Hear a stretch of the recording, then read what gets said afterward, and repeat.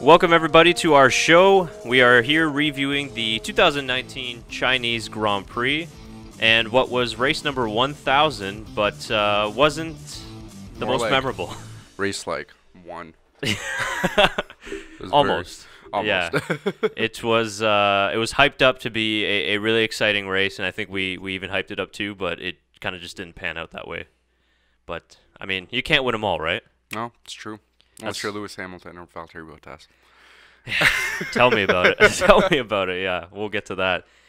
This is episode 42 for the Backmarkers F1 show. Chris here along with Shaker. We'll catch up with Tyler McDonald in Baku. Before we continue, if you're here for the first time, make sure you subscribe to our channel. You'll get all the latest on our podcast. So, where to start with this Chinese Grand Prix? I guess we can maybe start with Mercedes. Yep. Because, you know, going into this weekend, you probably heard it a little bit on our previous podcast previewing this Grand Prix too. We heard about the 40 horsepower advantage that Ferrari has. We heard about the straight line speed of how worried Mercedes were. All these things about how Ferrari's going to come out and dominate the same way that they did in Bahrain, like they did in qualifying, and None of that happened. Nothing. Wasn't even close, really. I mean, Vettel was 3/10 behind Hamilton in qualifying. Leclerc was a tenth or so behind Vettel in the end as well. But when we got to the race too, they just had zero answer for Mercedes, and that's the third race in a row now Mercedes got a 1-2. Well, yeah, you're right, but Mercedes definitely had more of an advantage in qualifying and this race as well. So I don't know why they're complaining about having a 40 horsepower deficit between them and Ferrari, or if Ferrari's just lying. Somebody's lying, for sure. There's something going on here because we just haven't seen the potential of Ferrari compared to Mercedes yet this year, or like the advantage that they have. I still feel like Mercedes still has that advantage. So unless something is going on where their aerodynamics or something in their car is a little bit better, they're just getting more power throughout their entire car in every aspect of the race, in straights, corners. So. And this was the conversation in the free practices too. It was sort of downforce versus straight line speed. So yeah. What do you want to have rather, especially on China? And a lot of people maybe think that China's power sensitive. It's very power dominated. Yes, you do have that one long straight, but as Anthony Davidson was alluding to in the free practice sessions, it is pretty important to have good downforce. Yeah. Going into the corners, because without the long straight, I mean, it is a lot of sort of mid to low speed, a couple of high speed corners as well. So Mercedes really got that advantage back in the low speed corners, and it wasn't really like Ferrari's straight line speed was so crazy on the straight that they could make up that much time. And Valtteri made up a lot in sector 3 in his qualifying run. I think Lewis as well in the first couple of sectors too. So. I think what you're alluding to as well, that Ferrari might have compromised something with the aerodynamics, and they're just not able to bring the whole package together. Well, I think in terms of that, we saw it best with the Verstappen and Vettel little fight that they had in that corner, where Vettel was going first into that corner, and then Verstappen came from behind, took the inside line, and he took him on the corner. But as soon as it came to more power, as soon as they got out of the corner, it was all Ferrari basically taking that. So I think, it shows it a little bit more where maybe, like you said, Ferrari has basically put more into their power rather than their downforce or aerodynamics. Right. And we saw that most with that, because we all know that Red Bull doesn't have as much power as the other cars. But they do have a really good chassis, and they do have a really good downforce in their car. And imagine if Red Bull sort of fixed the little aero issues that they have. I mean, this is the second race now out of 3 that we've seen Honda power overtake Ferrari power. Yeah. And yes, DRS did come into play, but Verstappen was able to catch him on the straight, and he really only had that one lap to make that move. And I think it was good racing between the two of them. Oh, I agree. Yeah. And that might have helped Vettel a little bit too, because he made a good move there, sort of backed out a little bit, knew that Verstappen was going to have to send it. Even when I was watching, I'm like, oh, he's going to send it. Yeah, he's going to go for it. There's no stopping. But what I was impressed with most, I think we were talking right before we went on air, is if that was Verstappen of last year in China, he would have crashed right into Vettel. That's right. Or you know, hit him on the way out or something. So I think it was very good racing from both of them at that point, where you know both of them saw each other coming. When Verstappen knew Vettel was going to take him over, you know, he did go on the outside. Obviously, he went off track a little bit, but that's just only because he was forced to. I think he was locked up a little bit, right? A little bit, yeah. As he was trying to turn in, just you know, because he's tried to send it from so far away. That's And but I agree. I think that Vettel did squeeze him a little bit on the exit. Yeah. But all within the rules to me, and that was fair, clean racing. And then 100%. Yeah. I agree though. I think that Max, even after going into the final turn, he backed out of it. Maybe Max of last year early would have sent that one too, and then knocked them both out. But he knew that he only really had that one shot, and he tried it. It didn't work, and you know ultimately he had to just accept that. But I think he's definitely thinking more ahead in terms of the year rather than, you know, I have to win this race. If I don't win this race, it's not going to go well. Because even if he didn't, you know, he didn't get podium, he was still in 4th place. Absolutely. So, you know, he still wants to get his points up there. He still wants to keep in competition with the rest of the drivers there. So it was, you're right, like you said, a definitely more mature Verstappen that we've seen from this year. And like I don't know what the word for is, but definitely more of an aware Vettel in this race, I want to say. Like, he saw a little bit more of what was going on, took a little more control of it, tried to do as best as he could around the corners and the other corners as well with, you know, Charles Leclerc and everybody else that was racing against him. So, yeah, good driving for both of them for this race, really. Yeah, and the Vettel-Verstappen battle was kind of one of the really only highlights of the race. I mean, sort of notable overtakes, just trying to think of it right now. You know, China was sort of known for having the most overtakes in 2016, and obviously we knew about the race last season was very exciting, but Vettel, Verstappen, out of the front 6 and front 5, I think was the only sort of notable moment where you were like, wow, except lap 1. Yeah, I think that, like, and I mean, lap 1 was more of a bad point for a lot of the drivers there. Obviously, you know, mistakes happen. But yeah, I think that was the only real highlight of that entire race, except for maybe the double pit maneuver from Mercedes. Oh, that was amazing. Yeah, that was really well done. I was like, holy shit, they managed to make that happen. Like, good for them. That was probably the only, like, yeah, those are probably the real, like, driving highlight of this race I found, you know? And it's tough with Mercedes because, you know, I don't want to say you hate them, but the fact that it's the 6th year now that they're dominating, because they are dominating this season so far. Absolutely, yeah. And they've won every championship since 2014. It really seemed like after last season and with winter testing, you're like, all right, this is it. Yeah. You probably heard it on our show, too. We were saying, I even said Ferrari was going to run away with the championship. Yeah. Now that's kind of looking pretty stupid at this point, even though it's only 3 races. But you kind of got to, you know, tip your cap to the Mercedes team. To Lewis Hamilton as well, struggled all weekend long. Mm-hmm. Seemed like Valtteri had the advantage.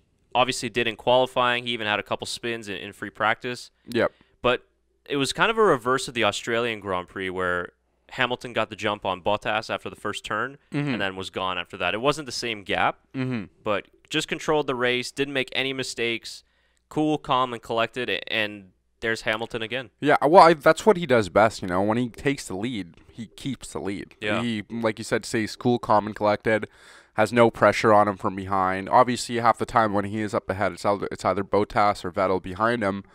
And so I don't think he really feels pressure when he's up there. You know, he's like, I just have to keep it. I don't have to worry about anybody in front of me. I just have to keep going. So, yeah, great move, great teamwork, great driving from both the drivers this weekend from in China. So, yeah, like you said, hats off to Mercedes for that one.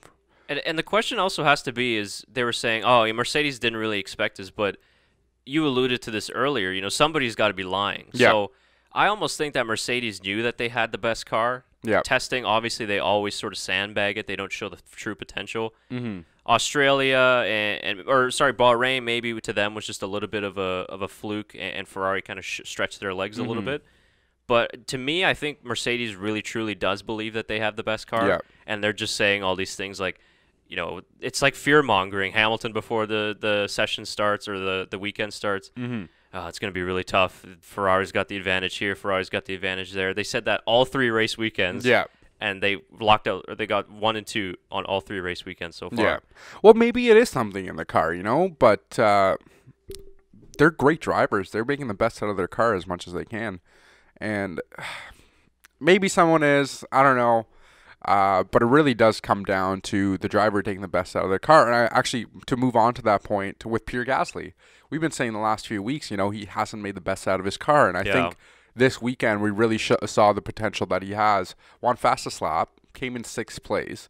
He was up there with the other top 5 drivers. So, it really comes down to the driver at the end of the day to make the best out of their vehicle. And that's what Valtteri and Hamilton are doing, And Mercedes, too, with the double stack in the pit stop. I mean, that's tremendous teamwork. And conversely, when you look at Ferrari's teamwork, once again, like, what the hell was that strategy from Ferrari? I have no idea. I mean, all the information, all the data gathering, everything, and they just could not figure out a strategy to keep that 3 and 4. Yeah. They took what was probably going to be a comfortable 3 and 4 and turned it into a 3 and 5. Mm-hmm. And I was saying this, that Charles Leclerc got Raikkonen in this race. That was absolutely. Welcome to Ferrari, Charles. Yeah, pretty much. He's like, Vettel's our main driver. Even though you're up ahead, we're going to let Vettel keep it. Like, come on, man. Like, give it to the driver who's doing much better in the race, At the time, it did seem like Vettel had more pace. So that's why Ferrari brought in the team orders. Even though, to an extent, I kind of don't agree with it this early. Yeah. But I don't think Ferrari really had the pace to catch Mercedes anyway. So just letting them race each other would have been much more fun to see. Yeah. But okay, fine. You give Vettel the chance. But when Vettel got clean air, he did nothing with it. No. Locked up 3 or 4 different times. Didn't make any dent into the gap between him and Valtteri. So at that point, too, Max had already caught up to Leclerc. You can't exchange the drivers again. No. And then that kind of just snowballed into this, well, I guess we'll just keep Leclerc out there. Yeah. Similar to how Raikkonen was at this exact race last year. Yeah. And Raikkonen was lucky because of the safety car. Leclerc didn't get one, and that's why he finished 5th. But I just don't understand it with Ferrari when, at the very least, if you know you're not going to win this race, bring home a 3-4. Yeah. Minimize the dent in the Constructors' Championship. And they allowed Max to get P4. And Leclerc is just kind of scratching his head going, like, what are we doing What here? are we doing? Yeah, exactly. So, and especially after how Leclerc did last week, the last race, sorry, not last week. You expect the team orders not to be in play at that point. Like, it's so early in the year, and both of them are performing really well. Charles Leclerc maybe, a % higher than Vettel at this point in terms of driving. But yeah, I don't think there's any need to bring in team orders at this point in the year. They're just trying to race, trying to get a hold of their cars, trying to see how they're going to be doing for the rest of the year. It was, like you said, just complete opposite of what Mercedes was doing in terms of teamwork and everything that they put into it. Just not the right game plan, I would say. Yeah, exactly. It was a really poor weekend from Ferrari, just all around, to be honest with you. And we've seen Mercedes pull this type of stuff before, where they let Valtteri and Hamilton exchange positions to chase the Ferrari, but they make it work all the time. They rarely really ever make a mistake strategy-wise. I mean, Australia last season, they had that sort of GPS error, but other than that, they're always able to get the team result first, and then the driver result follows as well. Yeah. Whereas Ferrari just seems to blow both, and then they come away with not a whole lot. I mean, Vettel's already 31, I think, points behind Lewis Hamilton. Leclerc's even farther behind, and now you got Max Verstappen, who's 3rd in the championship. So, and Ferrari, the gap in the Constructors' Championship is already a pretty significant high, gap. Yeah. And like you said, Mercedes always puts their team first and then the driver first, and I think we saw that last year. Maybe it was Bahrain, I can't remember. But when Valtteri was leading pretty much the entire race, they had the top 2 locked down, and I think Hamilton had caught up to Valtteri at one point, and they let him go ahead. Because, at that point, they're worried more about who's going to be winning at the end of the year. I think maybe it was a little bit later. Maybe it wasn't Bahrain. Might have been later, yeah. Yeah, I think it was a little bit later. But yeah, at that point, their team result had already come in. They knew they were going to get both 1 and 2, and then they made Lewis try to get more points so he could be a little bit higher in the standings. And I don't see Ferrari doing that with Charles Leclerc. He has more points right now, doesn't he?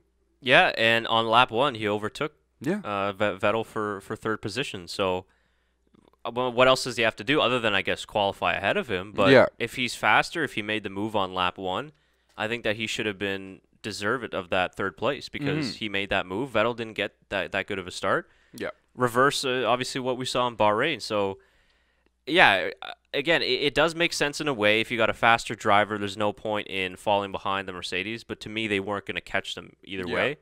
So I don't think Ferrari should really be bringing in team orders this early in the season. And now there's the sort of driver-team relationship, that whole balance and chemistry is a bit weird now. Because we're already seeing Leclerc ignoring team orders in Bahrain and overtaking Vettel. So it's a bit of an awkward situation at Ferrari, but I think Leclerc and Vettel have a lot of respect for each other, so letting them race should be a good idea. Yeah, I To agree. me, they're not going to be, punting each other off the track like a Rosberg or Hamilton were. So if you're Ferrari, you're going to have to let these guys battle it out because you're already falling behind Mercedes, and you can't be fighting yourself and Mercedes as well and expect to do anything. Absolutely not. So, and I think you're right. They do have quite a lot of respect from each other, and we saw it in the last race too. After Leclerc ended up getting third, I don't think Vettel wasn't even done the race, and he used to write to his team, like, "Tell Charles I'm sorry. That's just so unfortunate. That was his race. I feel for him there, and shit happens pretty much of what it comes down to. So, yeah, I think we're gonna be seeing quite. I really want to see Ferrari up there a little bit more, especially because I do like the driver so much, and I guess we'll see how it goes. I agree. I want to see them win, and especially with Leclerc in, I want to see them do better. Obviously, it's no secret we're kind of sick of seeing Mercedes win. Yeah. If they're that good, then there's nothing we can do about it. They're just going to keep on winning races, and the other teams have to step up. But when you look at the third race in the season, I mean, I guess other than maybe Mercedes, who would have predicted that they would have had 3 1-2 finishes? Yeah. Long season ahead. It's not over yet, but Ferrari have a lot of work to do, and they got to figure some things out in Maranello. You know what? I thought it was a little bit worse. I thought Vettel and Leclerc was a little lower down, but Verstappen has 39 points and Vettel has 37, and Charles Leclerc with 36. So it's not too bad. I thought it was a little bit worse. You can claw it back for sure. Yeah. The only concern I have is that if if Mercedes is going to continue this good run of form into Baku, into Spain, which has been a good track for them, when you get into race 6 or 7 or 8, you need to start sort of clawing that advantage back. And when you think about it, Vettel hasn't won a race since Spa of last year, so that's been August. Yeah. So end of August of 2018. That's a very long time for a world championship driver. And Lewis is coming off of 2 straight wins now. I think this is a good weekend for Vettel. He got on the podium, first podium of the season. He had some good wheel-to-wheel racing with Max, and he didn't spin. Yeah. So that's at least a good confidence booster, I guess. But they're still got a lot to catch up to Mercedes. I feel like there was a couple of lockouts, so with a couple of different cars, right? I think I'm watching some videos afterwards, and they showed, I know Verstappen had one. I think Albon had the other one. But yeah, there was just, no one behind them or anything, no pressure, and they just locked out. So it's a tough track. No, you're right. It's a tough track on the front tires especially, and even the rears as well. So that's why the strategy, I was hoping that would come into play a little bit more, the strategies which would shake up the race, and it kind of really didn't. Obviously no safety cars either, so yeah, it was a pretty bland race after the first lap or so. But I guess speaking of the first lap, the torpedo is back. Yeah. Tyler's not here to revel in his favorite drivers. Awesome moves in this race. That was I think it was turn 6. He got a little bit of oversteer. Actually, he went a little bit too deep into that corner, and then on the exit got some oversteer. And I think he hit Sainz first. And then he hit Norris corrected the oversteer, and then Norris almost went over. Yeah, It's close. I'm surprised he even came back for that point. It looked pretty bad, and they showed a few different angles of that, and it looked much worse. I found when you weren't in his pit cam, in his car. So when you saw the other footage, it looked really awful. Then you got in his car, it's like, oh, that's a little bit of a bump, and then they go out again. I'm like, okay, well, that's actually pretty bad. It could have been a lot worse. So yeah, like you said, the torpedo's back. This was the track too where he got the nickname the Torpedo in 2016, but honestly I actually think it was just a racing incident. Yeah. I think that it's lap 1 Sure, he might have overcooked it a little bit and was a bit out of control, but he tried to correct the oversteer, didn't really see that Sainz was there, and it was just sort of a chain reaction, hitting Sainz and then collided with Norris because he was on the outside. So was he deserving of the drive-through? To be honest with you, I don't think he was deserving of the drive-through because to me it was lap 1. Yeah. And I think probably because that Norris got airborne was the reason why he got the drive-through. Yeah. Like you said, it looked a lot worse than it was. And it could have been a lot worse. A lot that's worse, for sure, yeah. But to me, that's still lap 1. The guys are fighting for position. Tires are a bit cold. They're not up to temperature. So it's not like he made a really dangerous move. He was just trying to overcorrect and eventually just unfortunately bumped into Sainz and Norris. So unfortunate for Kvyat, Toro Rosso, and also McLaren because McLaren, Norris obviously had to retire. Quite honestly, he probably should have just retired after that happened because I think so just too. save the engine. Save the engine for sure. Carlos Sainz did end up finishing, right? Yeah, but he was farther down, I think, right? I think he was 15th, something like that. He really didn't make much after that 14th, incident. yeah, you're right. Yeah, no, it couldn't do much after that. Yeah, not the strongest of weekends for McLaren after what was a pretty solid Bahrain for Norris especially. But continuing with Toro Rosso is their 250th Grand Prix, and Alex Albon. Great race. He was my driver of the day for sure, and I know he got the vote online, but he had the very huge crash in FP3. It was recorded at 49G at maximum impact. Yeah, I think you just showed me that right before we went on air. I was not aware. That looked really bad. Yeah, and you guys can see it too. When he hit the wall, his head moved around a lot, and they showed the replay actually from inside the cockpit, and it looked pretty bad. I mean, his head took a pretty big hit. Not necessarily a hit, but it was a lot of movement going around. Yeah. So, I was almost surprised that he even was okay after that. But man, they got a lot of neck muscles. They do, yeah. And like, have you ever seen Daniel Ricciardo's neck, man? It's literally all muscle. Yeah, they do some crazy workouts. I was saying, like, it would be funny just to go to the gym and just do neck workouts. Yeah, just all it is, And it looks weird, too, because it's like you got the trainer, like, pulling on his neck with rubber bands. Yeah. And he's got weights attached to it, so they're pretty crazy. But you do need it now with these cars. And I guess being the 1000th race, too, it's funny to see where the technology has gone from that Albon can have a crash like that and no problem. No problem walk out of his car and not have to worry about it, It's like, when's the next race happening? Yeah, exactly. So, yeah. And I think since last year, we shit on the Halo quite a lot, but I think we are seeing like the effects of the Halo. Obviously, with that Nico Hülkenberg crash last year was the biggest one, and the Charles Leclerc crash last year. But I think we're starting to see effect of it a little bit more and how it is quite beneficial for the drivers, as much as it does take away from their view and our view from inside the car. So, good for the engineers on that. It's really helped out quite a lot. Obviously, we can watch races without having to worry about as many drivers, crashing out or finish or, not making the next race or something like that. So, yeah, it's good design.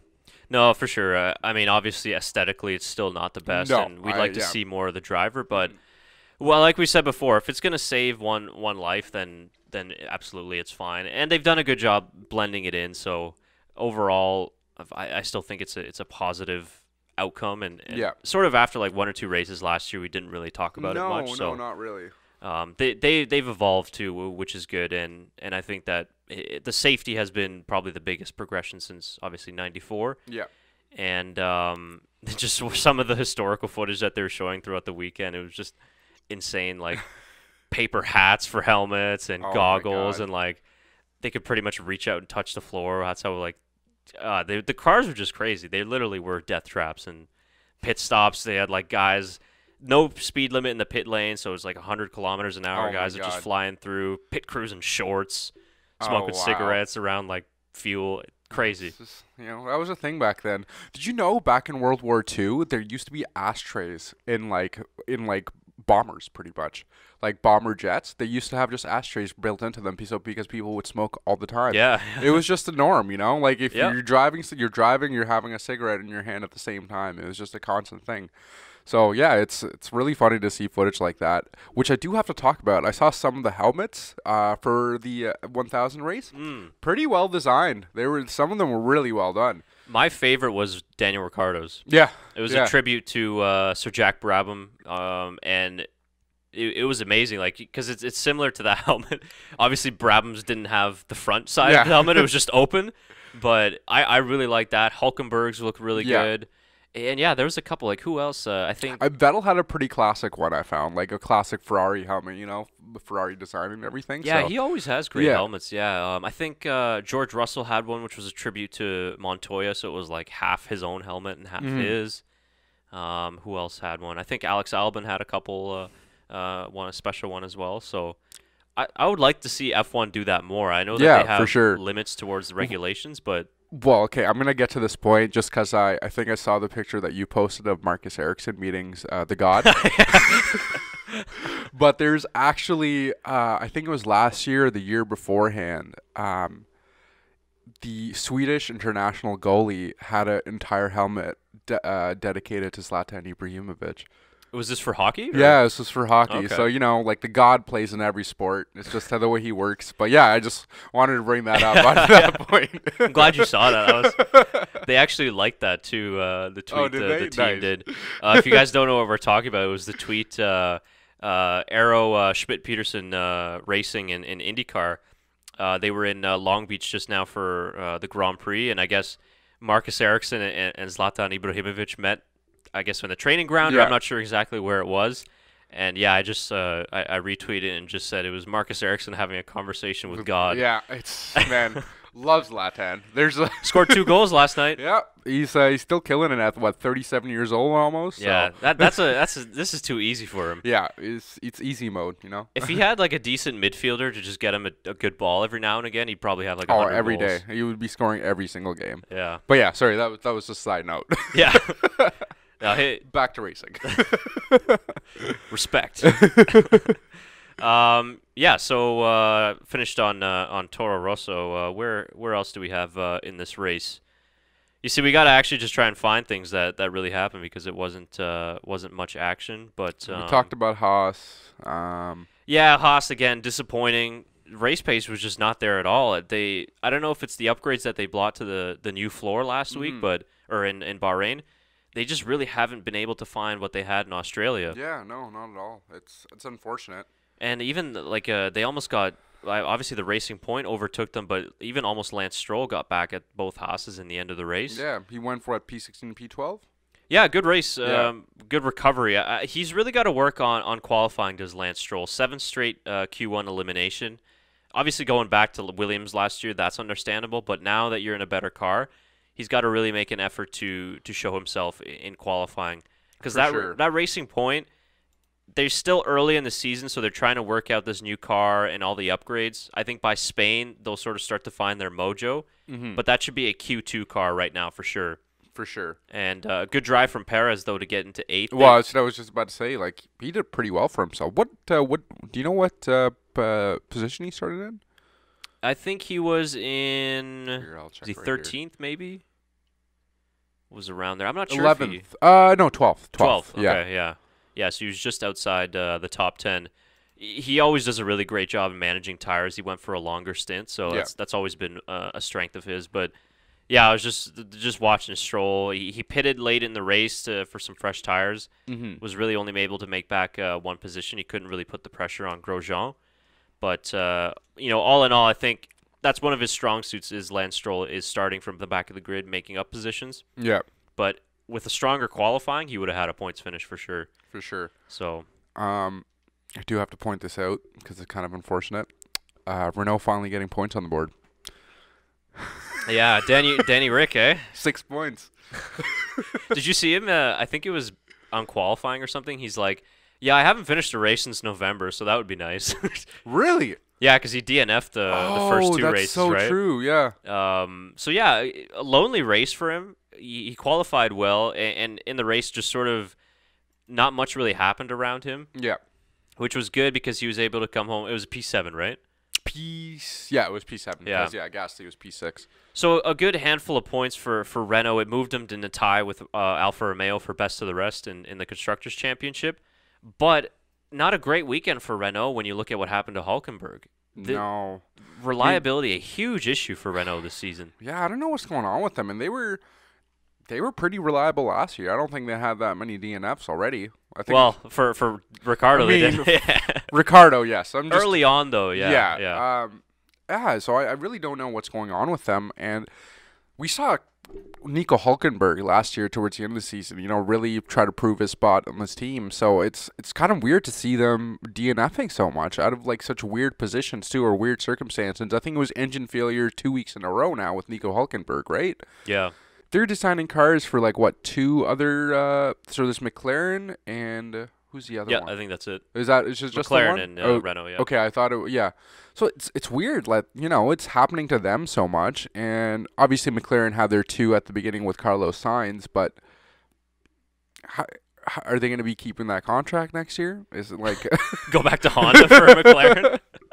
Like, it's just kind of a weird circumstance to be in. Like, you have these two great drivers, who can perform. We've seen them perform, and then when your car doesn't really follow through, it's rough, It's hard to see, and I'm sure it's harder for the drivers that it's not their skill that's not transferring to the car. It's just the car not working with how they want it to. So it is very unfortunate. I was really happy to see Daniel Rick up in the top 10. So that was obviously a big one. But I really do hope they step it up because, they could be best of the rest. Right? And right now, it's just Alfa Romeo basically, keeping it steady throughout the entire race. So yeah, Kimi Räikkönen essentially. Yeah, pretty much. Giovinazzi's struggling a little bit for form.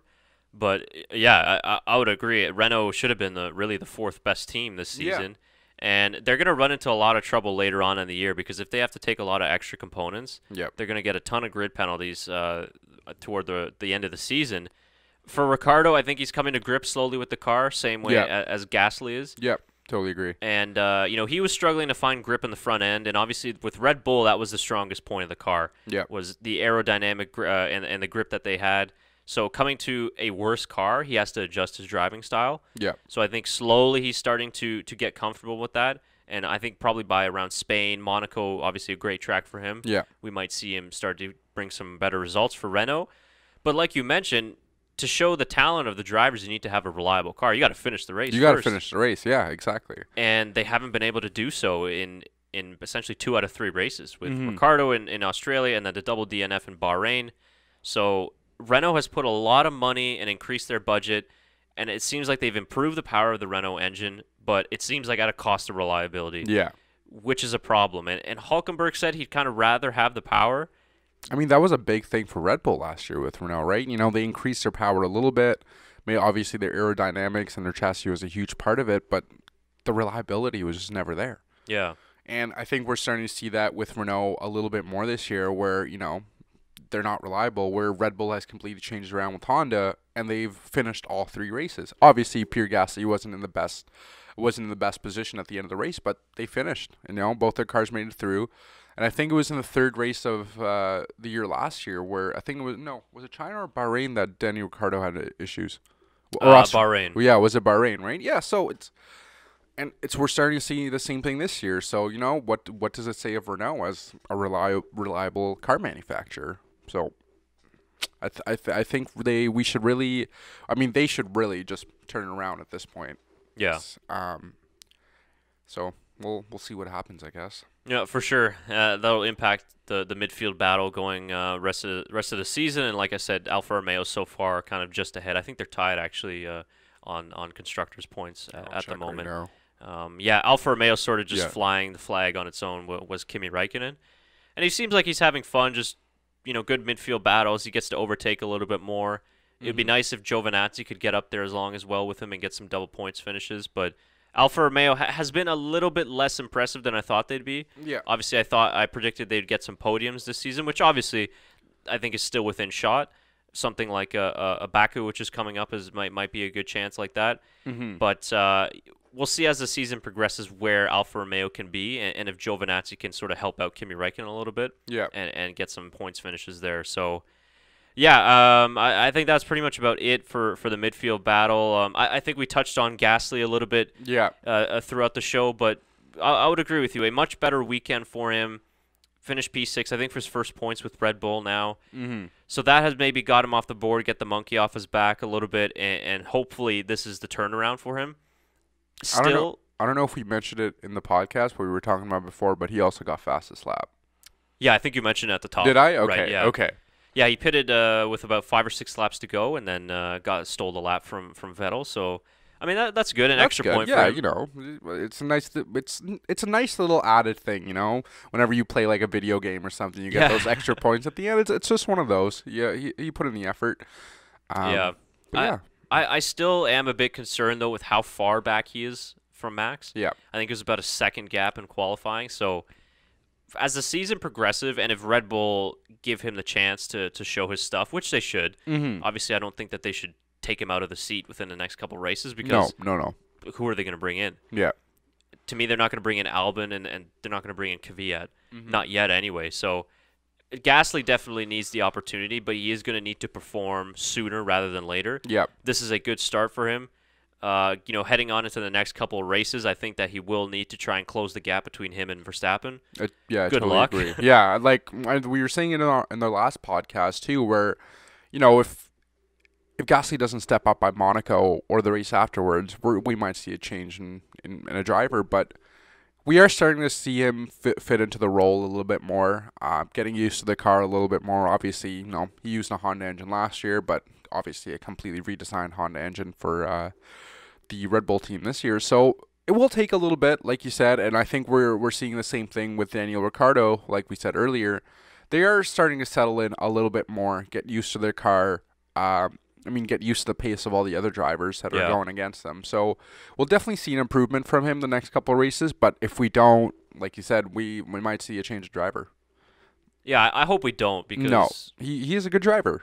For sure. Yeah, but Red Bull wants to be fighting for championships, and you really do need that second car in there. Yeah. To put the pressure on Ferrari, put the pressure on Mercedes, because Max at this point is just kind of on his own. Yeah. And, I mean, he's doing a tremendous job putting pressure on Ferrari and Mercedes. He forced Ferrari into stopping Leclerc and Vettel to cover him off, and which is kind of why Leclerc finished P5. So for Verstappen, you kind of got to look at it, okay, after 3 races, I've got a podium.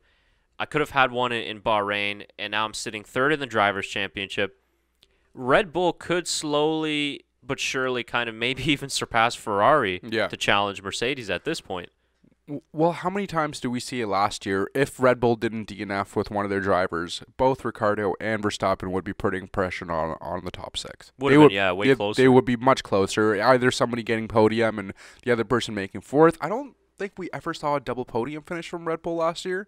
No. I might be wrong about that, but yeah, I don't think we ever did. But they were always putting the pressure on either in 4th or 5th place, and I think we just need to start seeing that from Gasly a little bit more to see a more complete Red Bull team.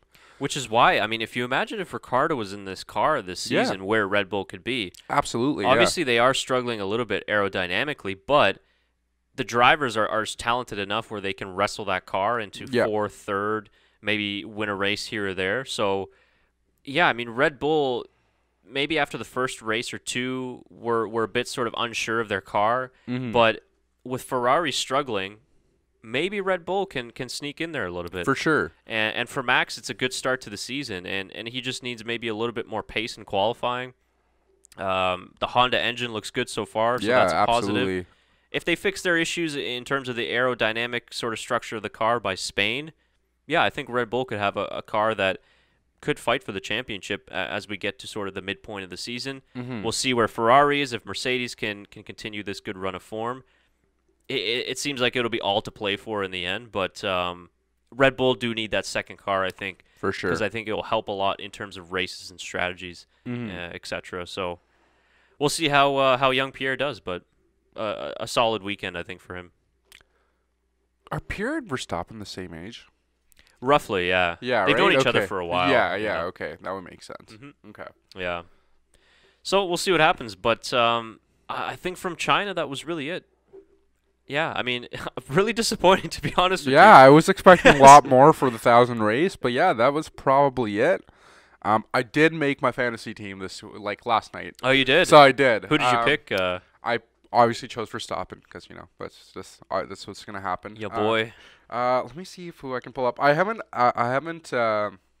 joined the league yet. Oh, okay.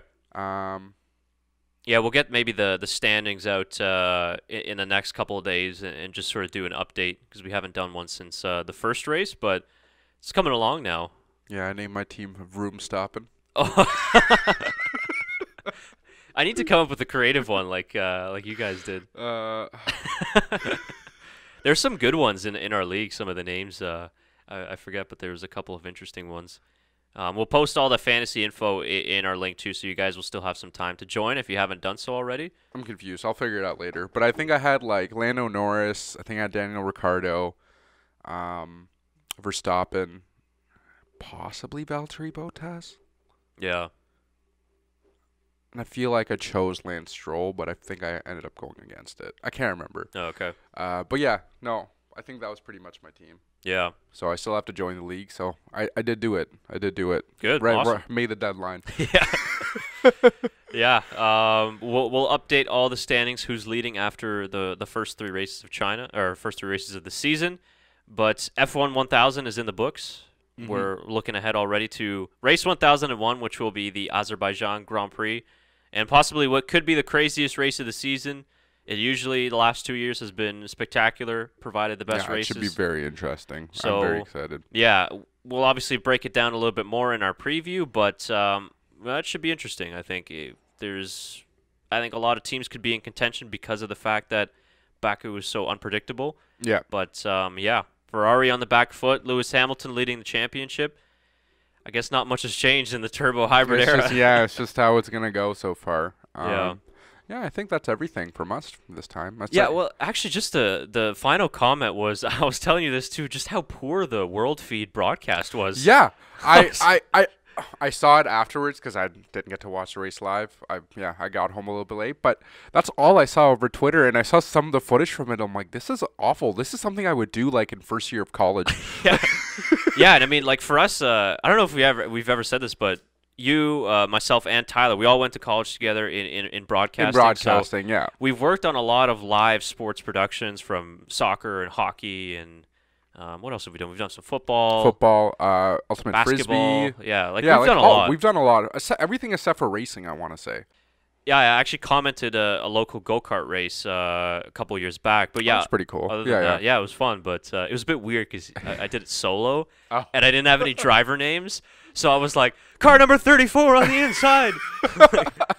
And I just like started to make up like technical issues, like a car would be, or a go-kart would be stopped. Yeah. I'm like, seems like it could be a suspension issue with car number 10. And well, you figure at some point commentators do have to do that, right? They have to make guesses of what's going on, so they just kind of make it up. And then I've seen it in soccer a few times where like the commentator's like, "Yeah, no, I think he might have injured his foot there," and then like 5 minutes later, "I've just got an update. It was actually his arm." Yeah.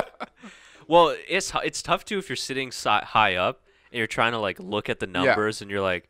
Or when we used to do the away broadcasts of the local soccer team here, and you got to watch it off of a monitor, so you're like, I think that's number 12. Yeah, that was the worst. But yeah, no, absolutely. It's weird seeing it from a perspective of like being in broadcast. I'm sure like we say this about films and live broadcasts. Not everyone notices the mistakes. Where, like, I'll be watching sports with my friends, and I'll notice a mistake because I know it, and they'll, like, won't notice it at all. I'll be like, I'll point it out. It's like, oh, that's interesting. I'm like, no, you guys really don't care, do you? Yeah. It's hard to watch TV or anything nowadays. Oh, it's brutal. And, like, seeing something like that in, like, such a huge sport and see the mess-ups in it, like, I wouldn't stand for it. Some people are definitely getting fired after that race. And don't get me wrong, the Formula One management world feed that they produce. Oh, it's really good. Probably the best in all of sports. Yeah, it's really well done. Like there hasn't been a broadcast that I've seen where I can judge it like that, and this is probably the first one.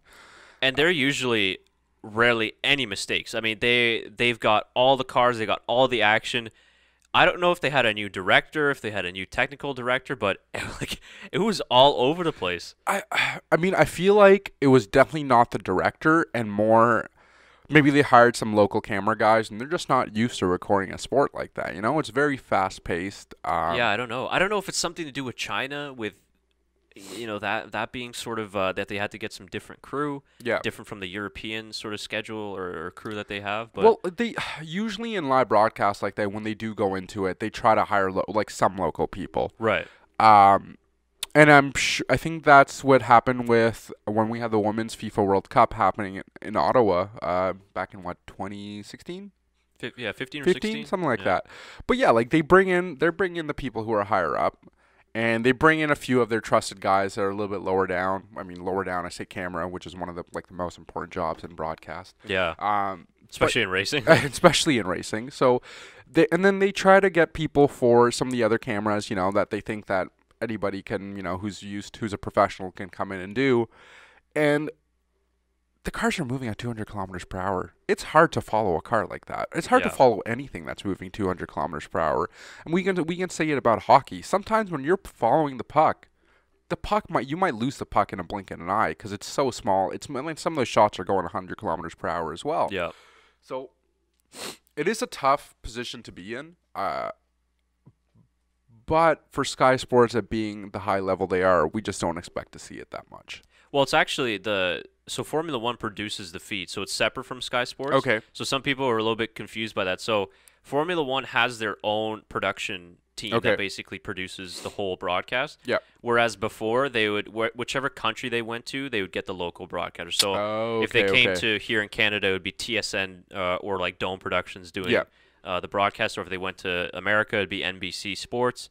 But now, which is much better the way they do it, they have their set crew, and it's Formula One that produces everything. It's all in-house, and then they send out the world feed to Sky Sports, and then Sky Sports, they put their commentators on it, and then they'll do some split screen stuff. Yeah. But any international broadcaster, most of them are taking the Sky Sports feed. Yeah. But who is actually doing the the cutting of the race itself is all Formula One management. Okay. So that's all in house. Yeah, that's a good point. I feel like a lot of sports are going towards that direction because I know soccer with their huge contract a few years ago, the broadcast contract, have been definitely started to do that, where either BBC or Sky Sports will be the main broadcaster and everybody will just take the feed off them. But they'll have like a certain crew that basically produces the entire broadcast. But yeah.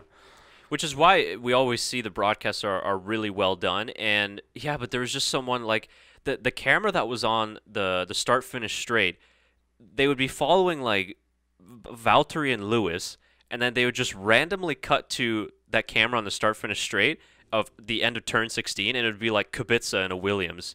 And then it would do like a swoosh pan on air, and the cut would be way later. It'd be like 2 seconds later. And then at another point, they go to an onboard of Valtteri, and like the white balance changed in the middle of the shot, so it was like blue. There's just a lot of weird things where normally they honestly don't make any on-air mistakes. And no, I don't see it very often, to be honest. And typically, like when you try to correct a mistake, like people don't know it's a mistake. Yeah. But they did a lot of that on air where you're like, ooh. And there was a lot of those just like the camera would just pan away while it was still on air. They missed kind of a lot of the following of the cars too, so it was a bit rough, I think.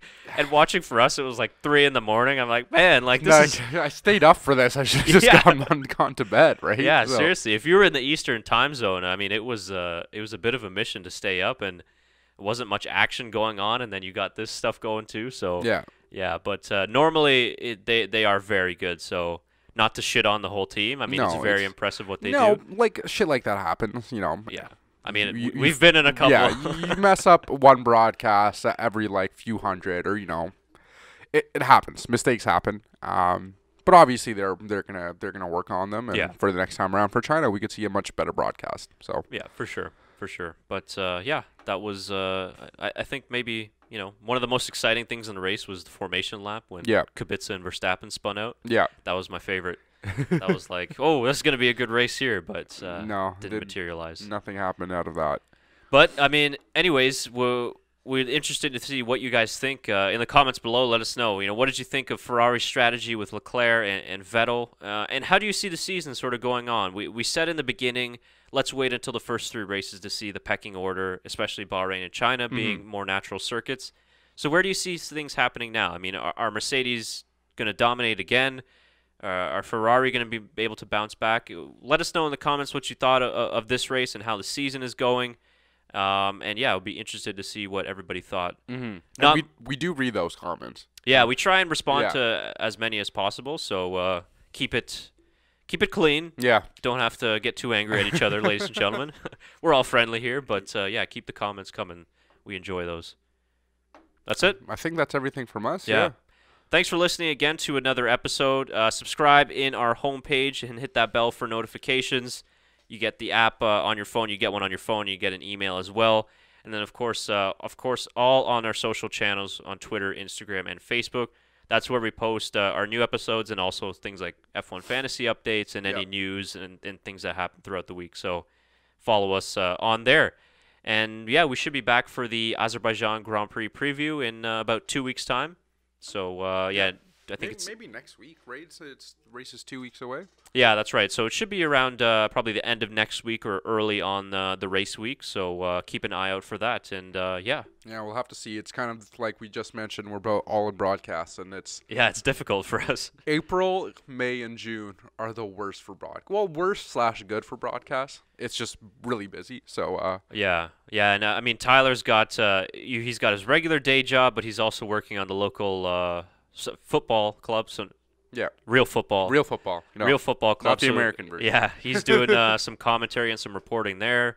And some of the junior hockey he's still doing too. So it's pretty busy for us, but we always try and make time to at least put out a podcast once a week. So that's why you guys need to follow us on Twitter and Facebook, because we post out sort of when we're going to be uploading. We're going to be doing it. Yeah.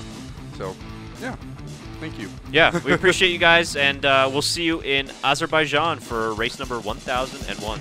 Thanks. We'll see you later. See ya.